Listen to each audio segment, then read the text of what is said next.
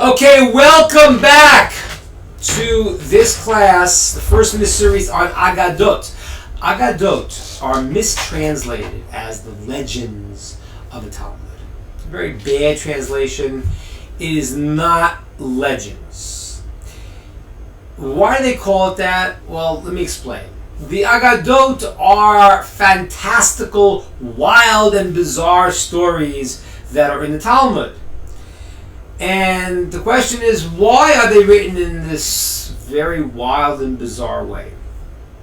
And the answer is a very amazing thing you have to understand about the structure of the Talmud and thereby the structure of the Aggadot of the Talmud. The Aggadot, the stories of the Talmud, they consist about a third of the Talmud are these stories.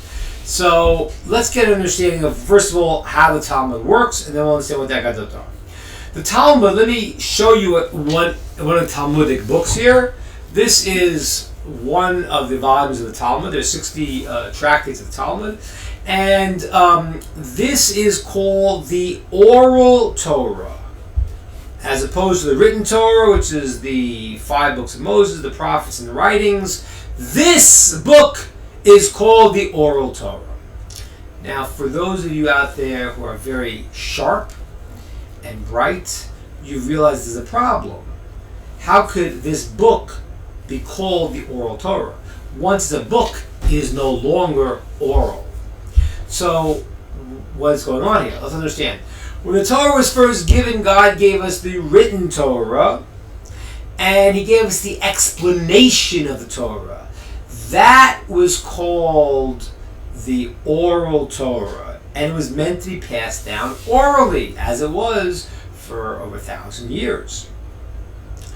In the year approximately 200 of the Common Era, what happened was the Jews realized that they were about to be exiled in a way that was going to divide the Jewish world for many, many years, as we are in this exile almost 2,000 years from that period of time.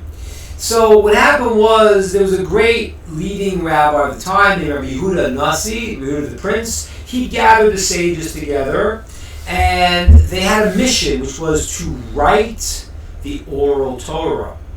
Now that was a break with tradition because they really weren't supposed to write the Oral Torah. It was meant to be kept oral. That's how God gave it, and for numerous reasons He wanted it that way. However, they understood that they had permission to write it down based on a verse in Proverbs. In Tehillim, which is translated as Psalms. So the verse in Psalms said there that certain times the Torah is going to be forgotten, you will be allowed to go and to break this rule and put it into writing. And so they realized that they had to put the Oral Torah into writing, if not, things may be forgotten. And even if one idea would be forgotten, that would be a tremendous destruction. This was God's secrets and information and wisdom and God's thoughts, so to speak, that He gave to human beings. If you lose even one drop of it, it's a massive destruction of the universe. So they really had to put it to writing. So they gathered the sages together and they compiled what's called the Mishnah. The Mishnah was the first body of written Oral Torah, and it was very, very concise. Later on, they had to write the explanation of that too, which is called the Talmud, which in Jerusalem, because of suffering, that was codified, I think 180 years later. In Babylon, it was in the year 489, so it was a few hundred years later, until the Talmud was codified. Now, when the sages put down the Oral Torah to writing, they had a problem. The problem was that on the legal commandments and civic laws, there was less reservation about committing them to writing. On the mystical ideas and secrets and wisdoms, that they were more apprehensive to put into writing because now any person could pick up the book and have access to information that maybe they were not relevant to and they should not have access to. So what did the sages do? They went and they took deep, deep ideas, mystical ideas, spiritual ideas, all different concepts from A to Z. And they wove them in these fantastical stories. And these stories ended up being metaphors and ways to communicate the deep wisdom. So when you read the Aggadot and you don't know, you say, oh, these are legends, they're wild, crazy stories. That's a very shallow understanding. The idea of the Aggadot are these ideas and wisdom the rabbis wanted to transmit, but they wove it into a story. And that story they wove it into is where they hid the different levels of the secrets they did not want to make accessible to everybody in the world. They wanted it to be from rabbi to student. They wanted it to be in a process that people were initiated to get information. Now, these ideas really go from A to Z. You could explain the Aggadot on a sort of basic level, and it goes on and on to the point where there's a great commentary that Slach was a great sage many years ago, and he commented that the stories of the Aggadot of the Talmud were actually deeper understanding than Kabbalah, than the mysticism, because they wove it in such a way there's so many deep things you can uncover.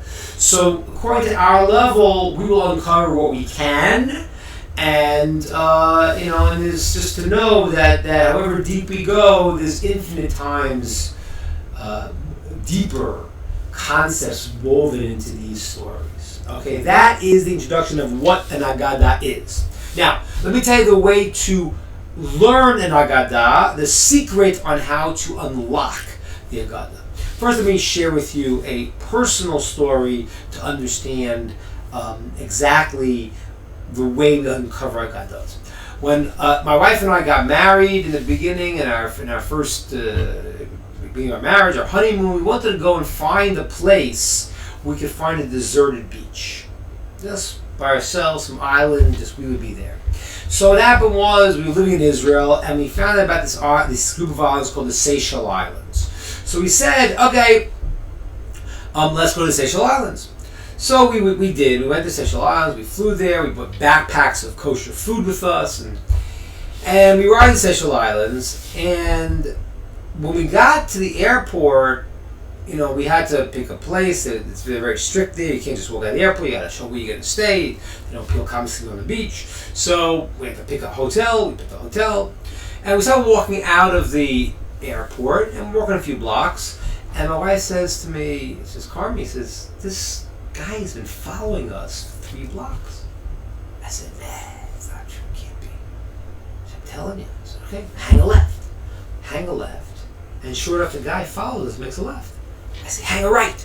Hang a right. He's following us to the right also. And I realize he is following us. So I turn around and I say, what do you want? And he looks at me and he says, are you Israelites? The chosen people? And I said, yeah, I guess so. He goes, wow, I've never met one before. He was so excited. He had never seen a Jew before. And he kept following us throughout our honeymoon. He actually, one Shabbat, we were sitting there having our food, and the food we brought from Israel, and he walked in on Shabbat afternoon and said, oh my gosh, is this traditional Jewish food? And I said, no, it's just Starkist, man. It's just tuna fish. So he followed us. When we got to the hotel, what happened was, we walked in, and the owner of the hotel says to me, are you Jewish? I'm like, oh gosh, again, I'm on my honeymoon here. He says, I can't believe it. I'm so happy to meet you. I said, well, what's going on? He says, you don't understand? I've been excommunicated from this island. I said, why? What's going on? He said, the priest says that I asked too many questions. So I explained to him in Jewish thinking, the person who asks the most questions is called the greatest scholar. At which point he decided to ruin my entire honeymoon because he kept knocking on my door 24/7 saying, Rabbi, I got a question for you! So that's my tale of the Seychelles Islands. The lesson of this is what?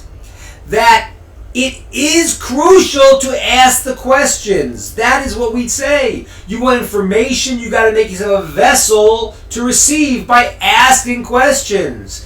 And the way to uncover these Aggadot is questions, questions, and more questions. Right? They have a famous saying. They say, why did Jews always answer the question with a question?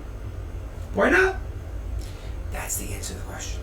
So we're going to learn this incredible Aggadah today, and we have to start this series on Aggadot. And as we get our thing rolling here, you'll be able to ask your own questions. We have here Michael is going to, if you have to ask a question, want to post it, he will be able to ask me this question right now. And we're going to hear the story of the Aggadah, and then we are going to discuss the answer to these questions. Now, before we start the Aggadah, let me give a little preface about my topic tonight. One time, I was speaking with a student of mine in Israel, and she was telling me the story that one time she was having a conversation with this guy, and in the middle of the conversation, she hauls back and slaps him across the face. Now, I want to ask you a question. If you were watching that situation, that interaction, what would you think happened? Said something you shouldn't have said. It was indiscreet. It was inappropriate. Wrong. This story happens in Houston.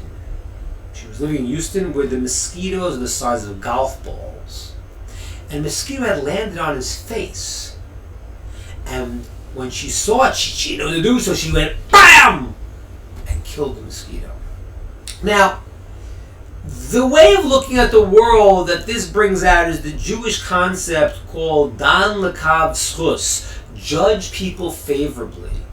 People always say things in the world, don't judge me, don't judge me. It's not really real. Everyone judges everybody. You have to judge. If you don't judge, you're gonna have a problem. But there's a way to judge people in a favorable manner. I want to try to understand tonight what that means. But it's a crucial thing to do. So much so that the Talmud records a story about a guy who, in those days, he was very poor, and he went to Jerusalem, and he worked by a person. What they used to do, if you were very poor, they worked by the guy for like 3 years, and then he would pay them, and they would have money to live. So this person made himself employed by someone in a wealthy man in Jerusalem, worked for 3 years. Then in 3 years, this is my time to go. Listen, can you pay me? The guy said, I have no money. So he said, okay, well, how about giving me some of the cattle, the sheep I see outside? The employer said, I have no cattle, I have no sheep. I says, okay, how about giving me some of the things in your house, the Rembrandts? What, Rembrandts, yeah, but pictures, yeah, nice stuff. Because I don't have anything. So the employee was distraught, and he went home. Back to, he lived in the Galilee, went back to his family. I said, oh, you brought the money back? I said, no, I didn't get anything.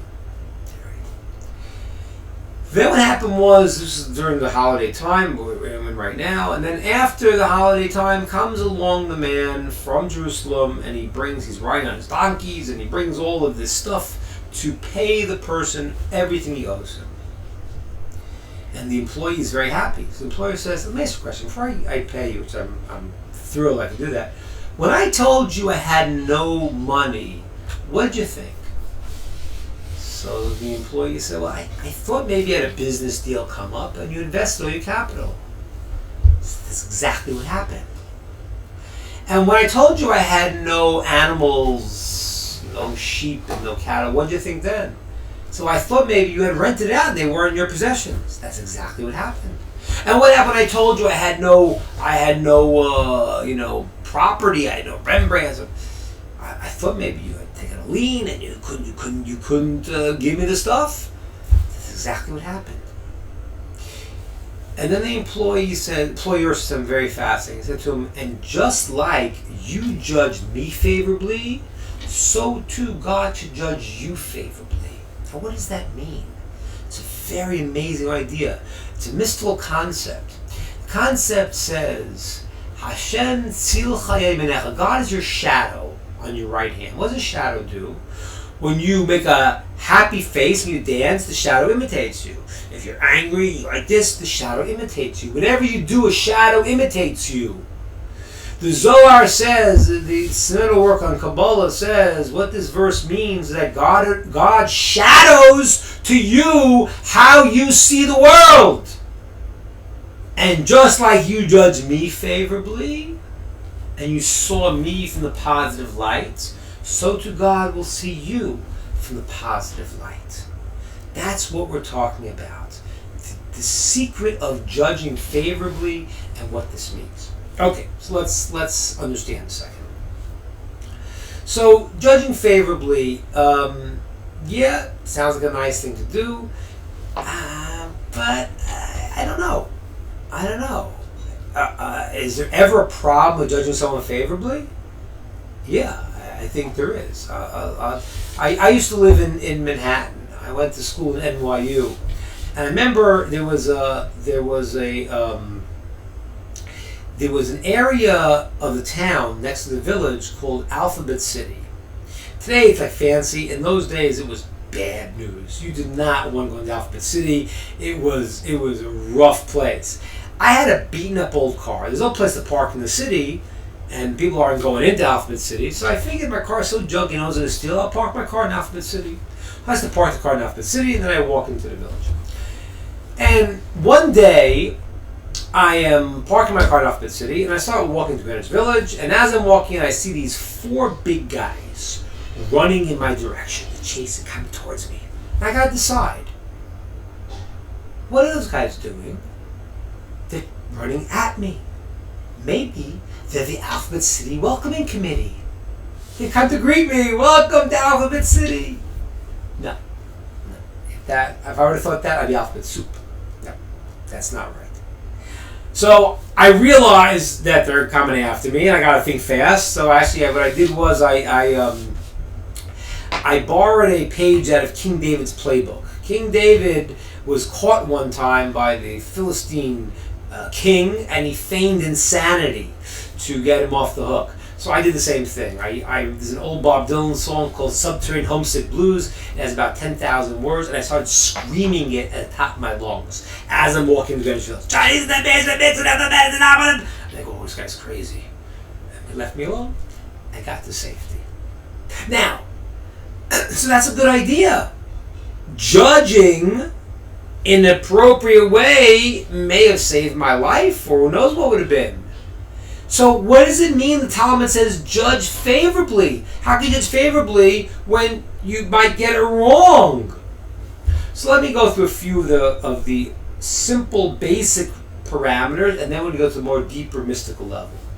So, first of all, somebody you don't know, there's a very nice phrase in the Talmud. It says, Kabadeu v'chajdeu. Kabadeu v'chajdeu means respect and suspect. Somebody you don't know. Give them respect, but you don't know them. And therefore, respect, but buyer beware, you don't know. Now, other people you do know, there really is 2 different levels, really 3 actually. Somebody that is a completely evil person, you do not give them the benefit of the doubt. As a matter of fact, you think the opposite. So when Hitler goes into Czechoslovakia, you don't say, oh yeah, he doesn't mind, it's just a bunch of Czechoslovakia, leave the rest of Europe alone. You don't say that. Because that person is not entitled to the benefit of the doubt because it's not demonstrated that way. Somebody you know to be very, very righteous, give them the benefit of the doubt even when it looks bad. The real challenge is somebody that's in the middle phase. Somebody who's good, more good than negative, and it looks a little bit bad in terms of what happened. For that person, there is a mitzvah, there's a positive commandment to tilt the scales to see it in the right way, in the positive way. You know he's a good person, he wants to do good, but the odds of what he did right now are tilted towards it looking very bad or looking bad. So that's where the halachic authorities talk about tilting the scales and seeing him in a positive light and how that affects your view of the world and how all things that it causes. Okay, So that is the actual requirement by Jewish law. You don't have to go and for someone who's going to hurt you or harm you, you don't have to assume that they're okay. That would be foolish. But there is a place to go and to tilt the scales for someone who is in that middle category. Now, and someone who's good, for certain you have to do that.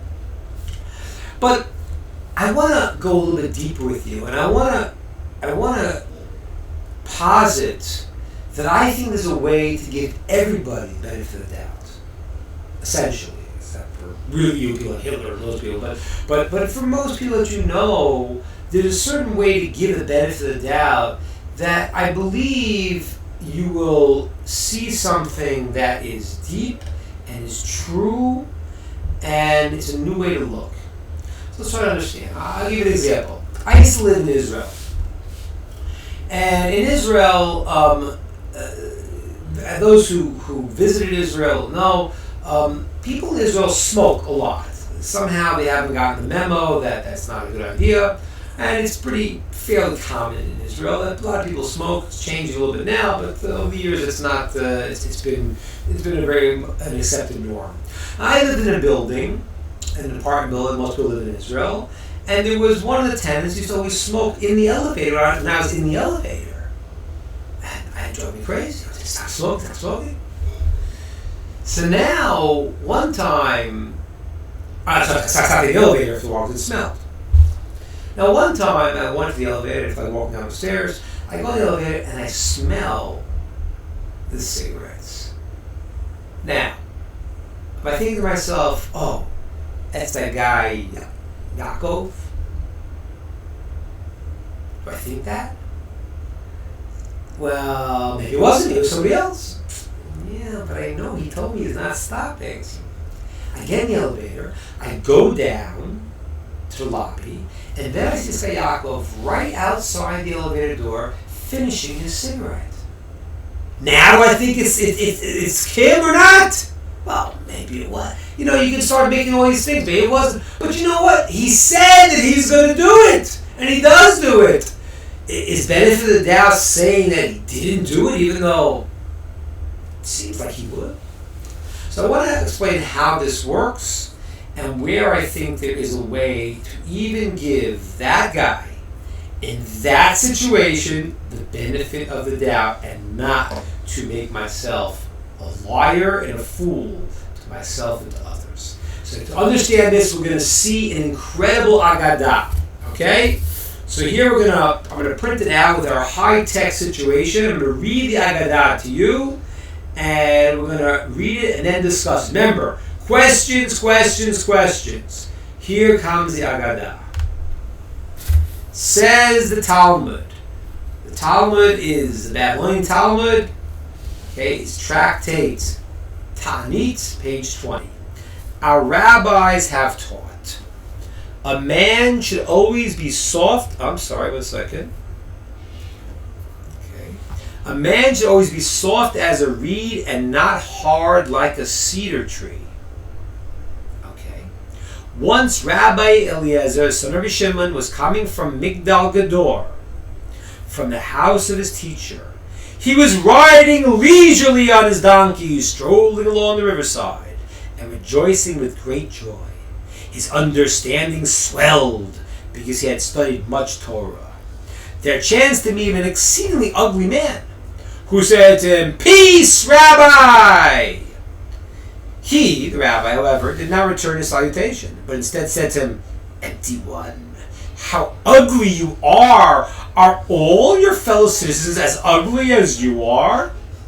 The man replied, "I do not know. But go and tell the craftsman who made me how ugly is the vessel which he made." When Eliezer realized what he had done, realized that he had done wrong, he dismounted from the donkey and prostrated himself before the man, and said to him, "I submit myself before you. Forgive me." The man replied, "I will not forgive you until you go to the craftsman who made me and say to him, how ugly is the vessel which he made." Eliezer walked behind him until he reached his native city. When his fellow citizens came out to greet him and said, "Peace be upon you, O teacher, O master, the man asked them, who are you addressing thus? They replied, the man is walking behind you. Thereupon the ugly man exclaimed, if this man is a teacher, may there not be any more like him in Israel. The people then asked him, why? He replied, such and such a thing he did to me. He called me ugly. They said to him, nevertheless, forgive him, for he is a man greatly learned in the Torah. The man replied, for your sakes, I will forgive him, but only on the condition that he does not act in the same manner in the future.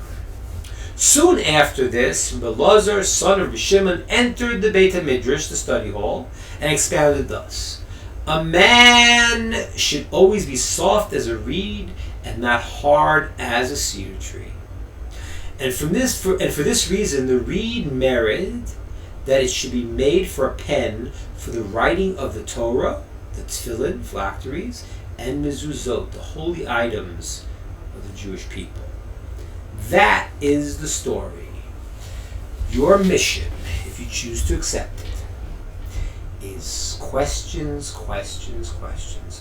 What makes no sense about this story, besides for all of it? So, I'm going to start the ball rolling. Hopefully the next few weeks we'll be able to have some questions. If you are seeing this live now, you can write in your questions, and we have someone manning the question booth right now. So let's go to some things here. The first question that jumps out at us, which is very, very strange, is a rabbi's job is to be a holy, righteous person that loves other people. Therefore, it's very strange that the rabbi would walk over to someone and say, hey, man, you're really ugly. This is not a very religious thing to do. It's not recommended to do. Okay? I went to rabbinical school. I even taught rabbinical school. We are not taught, first thing you do is insult people by calling them ugly. Bad idea. So, what is going on? How does this rabbi go to someone and say, ugly one? Is everyone in your town as ugly as you? What kind of statement is that? It's crazy. I mean, forget a rabbi, a noble human being wouldn't do that. And I want to tell you something. The sages tell us that this rabbi was a very great and holy man.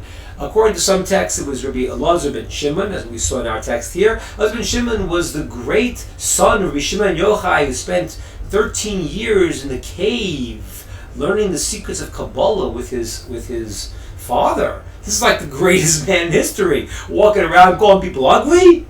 Incomprehensible. Question, and a strong question number one. Let's go further. Let's get the story. So he's coming from his rabbi's house, riding on his donkey. Okay, then he sees the guy, he calls him ugly. The ugly guy says to him, I don't know, is everyone as ugly as me in my town?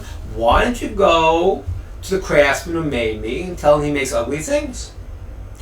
The text says, whereupon the rabbi realized he'd done something wrong. Good morning, Rabbi. I don't really know what was the great new information that you got, but somehow when this ugly guy says, hey, go tell the craftsman who maybe makes ugly things, you're like, uh-oh, shouldn't call people ugly. What happened here? All of a sudden he has this incredible, epiphany. What's going on? So then he gets off the donkey. Now, why didn't he even need to know the information he gets off the donkey? Who cares? It's the donkey. Fine. He follows the guy. He's following him. And then the townspeople come out. Oh, great rabbi. Oh, great teacher. And then when the guy says, who are you talking to? Oh, that guy behind you. He says, if he's a rabbi, no more like him in Israel. And he says what he did. Then the townspeople say, forgive him. Okay? Because he knows a lot of Torah. And that's kind of a weird reason to forgive him. It's a great man, he knows a lot of Torah. Alright, great, but he insulted you. I mean, it's like, How does that change anything? And the ugly man's response is very strange, because the ugly man says, okay, I will forgive him for you guys, not for him. The rabbi was prostrating himself, following him, please forgive me, and the ugly man never let up. When he forgave the rabbi, he didn't forgive him for the rabbi, he said, only for you guys. As long as he keep doing this. What does that mean? Why was that the thing? When someone asks you forgiveness, you forgive them because they ask you forgiveness, not for somebody else because he learned a lot of Torah. What does that have to do with anything? It's bizarre. Now, there's a few more things that are kind of strange about this. For example, a person should be soft like a reed and not hard like a cedar tree. I would have probably said a person should be soft as a marshmallow. You know, why a reed? Okay, cedar tree, reed. What does that mean? Soft like a reed. What does that mean? Because the reed goes and the Torah is written with the reed. What does that all mean? And finally, one of the things that I find very strange in this story is we're gonna, as we learn Aggadot, we'll see that the information is not extraneous. There's reasons why everything's brought, why everything's mentioned, because it's supposed to teach me some kind of riddle we have to uncover. Why do I care that this rabbi was coming from his teacher's house, he was riding on his donkey? I don't really care if he's riding on a donkey, a horse, or a greyhound. I just don't care. It's irrelevant to me. He's riding on his donkey, strolling along the riverbanks, and his understanding is thick, there's a lot of Torah. I mean, those details of him on the donkey, and then strolling by the river, and then after he sins, he gets off the donkey, they seem to be completely extraneous. So we need to understand this. Those are some of the questions that we are going to use to uncover and reveal this Aggadah. Let's start. So it says in the beginning of the story, the rabbi came from his town, where his rabbi was, from a city called Migdal Gador. Now, for those of you who have been in Israel, has anyone visited the city called Migdal Gador? Good thing you can't answer, because you were not live. Well, we're kind of live, but... Because if you said yes, that's not true! Because Migdal Gador does not exist. There's no such place as Migdal Gador. So why is the Talmud using the term Migdal Gador? Let's analyze the words. What does Migdal and what does Gador mean? A migdal is a tower, and a gedor is a fence. A fenced-in tower. The rabbi came from this fenced-in tower. What does that mean? It means he went to his rabbi, he was learning the deepest thoughts, he was flying high, he was the most spiritual guy in his ivory tower. And because of that, there was a gedor, a fence, that started to separate him to other people. And that is why exactly this ugly person happens to meet him at that moment. Because why? He's riding on his donkey. Why do I need to know that? The Hebrew word for donkey is chamor, and every word in Hebrew is significant. The word chamor is the word chomer, physicality. The donkey is the most physical of animals. It is a fascinating animal, the beast of burden. You ride on it, you smash it. It takes 2 steps and it stops. You smash it again. I don't know if you've ever ridden a donkey, but it's fascinating. They are really physical, thick horse. I remember I was in Israel, I was on a kibbutz one time, and I remember there's some guy, he kind of parked the donkey facing the wall. The donkey was awake, and the donkey was just standing there facing the wall, staring at the wall. I woke up in the morning, he was still looking at the wall. That's donkeys, they're thick. The Talmud says that the donkey, even in the summer, likes the saddlebag on it. It keeps him warm. And heard from one of the great sages once that's saying that the life force is the heat that goes and is in the person. It's a spiritual life force. And the donkey is cold. He's cold because he's the physical aspect.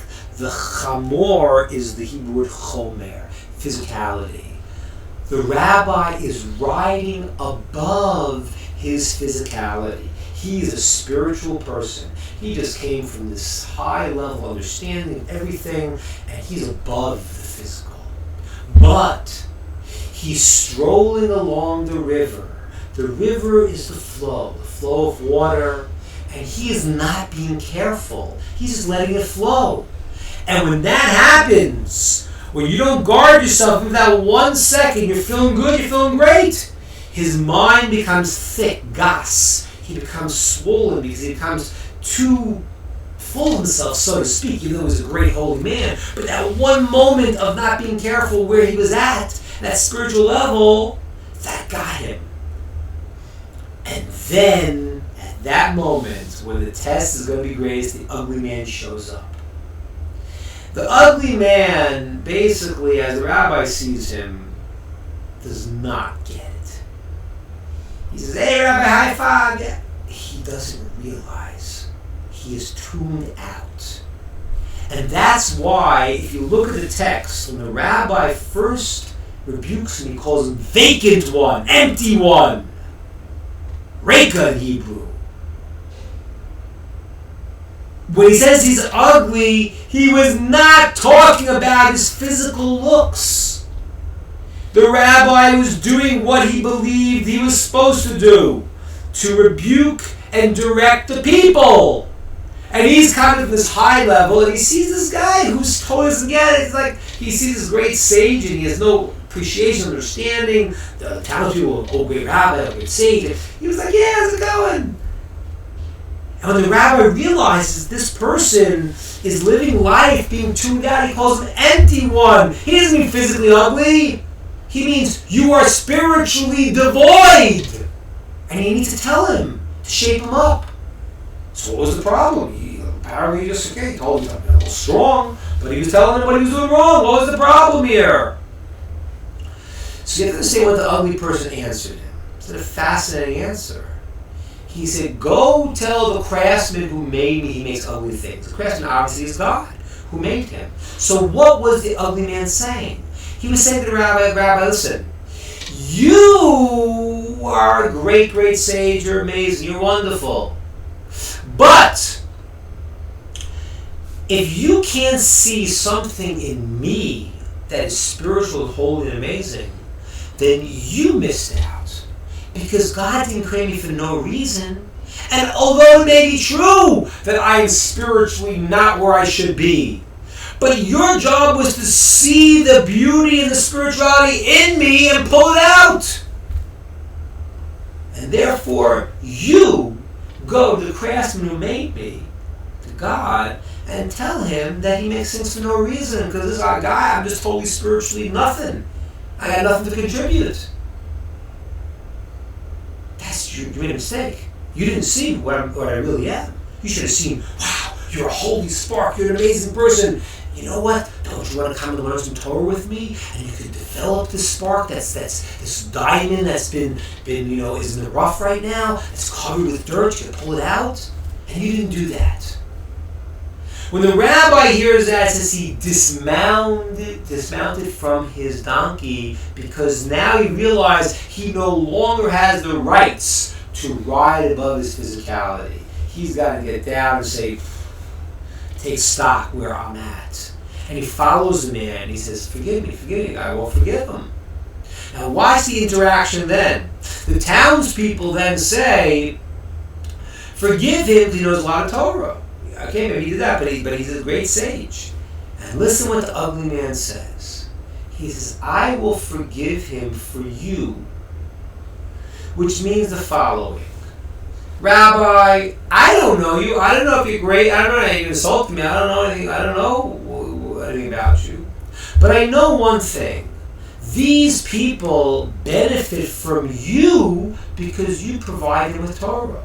Therefore, there is something that I could see that is amazing about you that these people gain from you and your teachings. And therefore I will forgive you for that reason alone. That there's something good, and maybe there's a lot good in you, but I didn't need that. The fact that they get something from you, that's enough that I'm going to forgive you for them, for what they get from you. The Torah that you know they're getting, that's enough. Because that's what you should have done for me. You should have seen something good in me and painted the picture differently. And that is the lesson that the rabbi then teaches. A man should be soft as a reed and not hard like a cedar tree. He didn't say marshmallow. Why? Because what does a cedar tree and a reed have in common? What they have in common is they both grow up very, very tall. As the reed grows up tall, it is still flexible that when the wind comes, it can go down to the lowest low. It's very high, but it can still relate to the people. It can still see in the lowest places the holy sparks. The cedar tree digs its roots in, and if that strong wind comes, it's going to uproot it. The reed, no.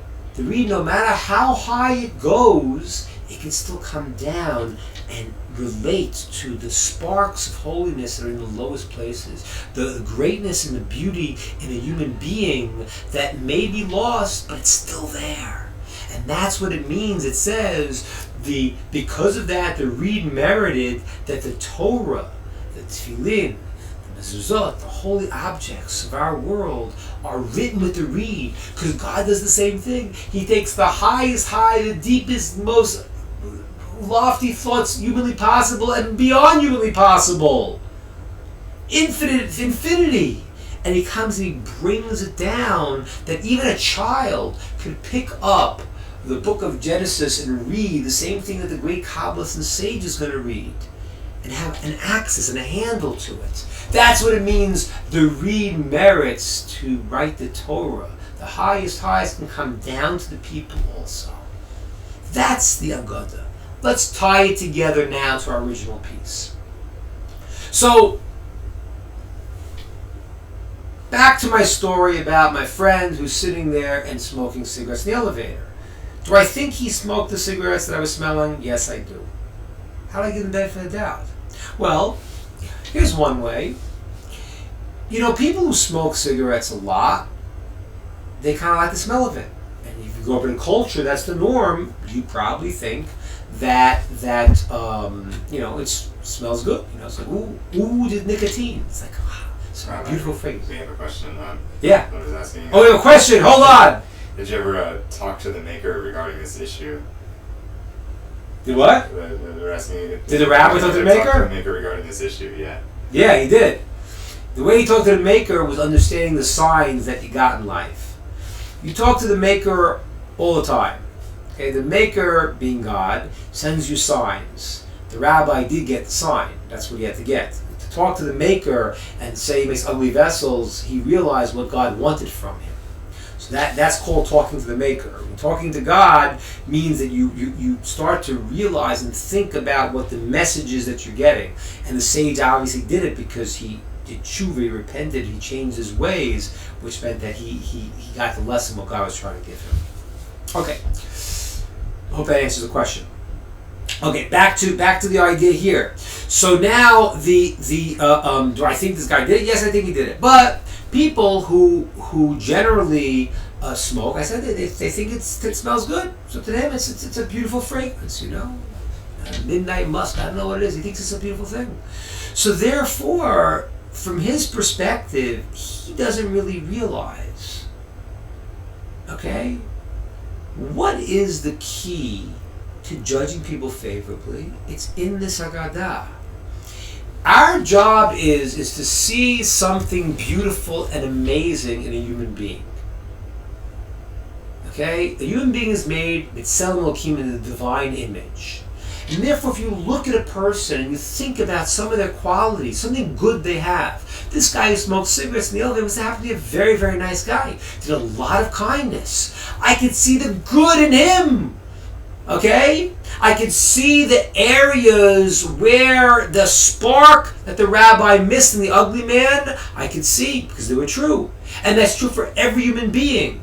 Every human being, if you take a second, you look at them, you'll be able to see something good, something special, that divine aspect, that inner spark, that's the name of our channel. That's why it's the channel.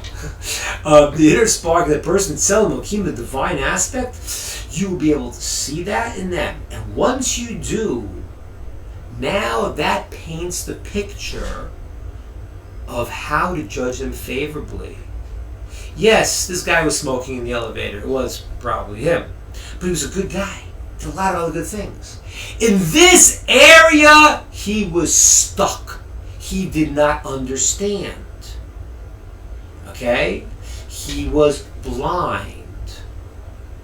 And when you judge someone favorably in the deeper level, it doesn't mean you don't know what they did. It means that you see the totality of who they are, the greatness of what they are, and that becomes the backdrop for the areas that they don't understand. In this area, they don't get it. You know, I was once talking to a woman, and she had a problem with her mother, and I'm still talking to them. I was playing with her mother, and at one point I said, "And your mother's 8 years old." What are you talking about? I was like, she's 62. I said, no, she's 8 years old. And it's just, you're crazy, Rabbi. I said, no, I'm not. She's 8 years old. And then a light bulb went on. A woman said to me, wow, you're right. My mother's father died when she was 8 years old. And what happened? She got stuck. She got stuck in that place of her life. And therefore, developmentally, she was stuck. Does it mean that there's not other good aspects of her? Of course there were. But in this area, she's not getting it. She's literally blind. I want to show you an amazing story I have here from my good friend and the one who's manning the questions today. An amazing story that he shared with me once. It's a great story. He was telling me one time he had a friend. Michael had a friend. And he was a kind of timid guy. Sweet guy, timid. And he used to live in New York and ride the New York subways, which is not a good idea to do if you're a timid person. So he's on the subway, and he's a pinball. He's getting knocked all over the place, bam, bam, bam, getting pushed around. You know, he's flying around the car. He was knocking him over, knocking him down. You know, this is going on every day, and like he's like getting bothered by it. But what is he gonna do? He's a timid, gentle guy. One day he says, that's it. I've had it. I've had it. The next guy who pushes into me, I'm going to put him in his place. He's on the subway, and some guy just bashes into him. And the timid guy pulls back, hauls up, and throws the guy across the subway. Screams out, "What, are you blind?" And then he looks. And the man is blind. That's the reality. The reality is that when someone doesn't do something, in most cases they're blind to that area. They just don't get it. And I'm not saying at that point that that's okay, but it's not the issue. The reality is that there's something good you could find about them, but understand in this area they don't get it. They're just blind, literally stuck. Now again, this is very dangerous because when someone gives you a rebuke, you have to first go and say about yourself, did I do something wrong? But after you make a calculation and you figure that I fixed up what I did wrong, and in this area I'm confident I'm right, then and they don't understand when you explain to them, they're just not getting it because they have blocks. We all have blocks. Everyone has blocks. Every human being has blocks. Now if you do this, I want to explain what happens here. You now will change 3 things in the world. Okay, if you see the world this way, first of all, you will change yourself, because you will not get into petty fighting with people, because the reality is that you'll understand that when someone does something that hurts me, and I try to explain it, and they don't get it, they just don't get it. All right, okay, so fine. Do they want to be mean? Do they want? No, but they're stuck. And that's where it is. You know, when Joseph, it's an amazing story, Joseph's brothers sell him into slavery. And afterwards, the brothers come and they come to Joseph. Joseph says, listen, you know, you guys thought it for bad, but God thought it for good. That means this is not my problem. It's your problem. God worked it out. I became the viceroy of Egypt. It worked out for me. If you're stuck, you're stuck. It's your problem. So the first thing that you could do is you calm yourself. You don't get into fights with anyone. You don't get into, because what's the difference? Why take it personally? The person has a lot of good in this area. They don't understand. I try to explain it, but they're stuck. I'm also stuck in some areas. First thing, you change yourself. Second thing is you change the person, the other person. When you judge people and you see them in a certain light, in their positive light, you help open up their blocks. There's an amazing story about a school teacher, and at the end of the year, the principal came in and said to the teacher, "You did an amazing job with this group. It's unbelievable what you did. You did a fantastic job." The teacher said, "I don't understand. Like, what did I do so great? I mean, I was like, you gave me great students. I walked in, I saw their name, I saw their grades. They were in the 80s and 90s. They were great." The principal says, 80s and 90s, that wasn't their grade. That was their IQ. You had the most problematic students in the school. But she didn't know it. And she related to them as if they were brilliant, as if they were great. And they lived up to it. So the second thing you change is other people. When you see that inner spark in them, that divine aspect, you'll help bring it out. And the third thing that you change is that what happens is you actually change the world. Because as we started in the beginning, the same way that we see the world, and God sees us. So if you could start looking at people with seeing their special, unique quality, and understanding and explaining in these areas that I'm trying to get through, I'm not getting through, but in the greater context, they're still wonderful. There's some beautiful aspect of them. This part I don't get. Maybe it hurts me, it upsets me, but it's stuck here. When you do that, God sees us in that way. We bring down that reflection. Just like the shadow reflects, God reflects to us. And as we relate to other people in that way, so too God relates to us in that way. And we're seen to the great and holy people who really are, who have some foibles, have areas they're stuck, and are working hard to try to uncover those areas, break those blocks, and become the beautiful people that we really are. Alright guys, it was great being here. Subscribe to the channel. It's called The Inner Spark. The channel's The Inner Spark. The, as in the word the Inner Spark. And we'll be here next week, right? Yeah, next week at 8:30 again for another exciting Aggadah. And this one next week we're going to go through a fascinating thing about how to grow, how to become that great person that you want to be. So make sure you tune in next week, 8:30 at the Inner Spark for Class 2 in the series of Legends of the Talmud. Have a great night.